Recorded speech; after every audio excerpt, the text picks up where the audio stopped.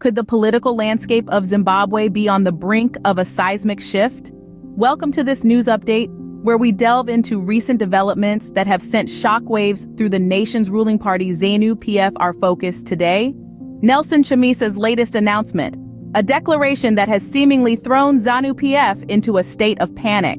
So what exactly did Chamisa say, and why has it caused such a stir?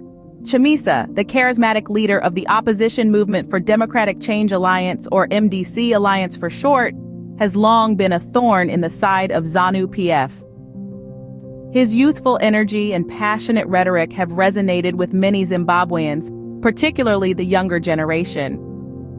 In his latest announcement, Chamisa has unveiled a comprehensive plan to address the economic and social challenges facing Zimbabwe.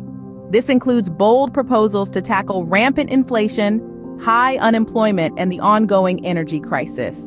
Chamisa's plan has been widely lauded for its depth and detail, with many hailing it as a potential game changer for Zimbabwe. But it's not just the content of the announcement that has ZANU PF rattled. The timing is also significant. With national elections looming on the horizon, Chamisa's announcement could not have come at a more opportune moment. It has served to galvanize his supporters and put pressure on ZANU PF to respond. So how has ZANU PF reacted? Well, the ruling party has been noticeably silent in the immediate aftermath of Chamisa's announcement.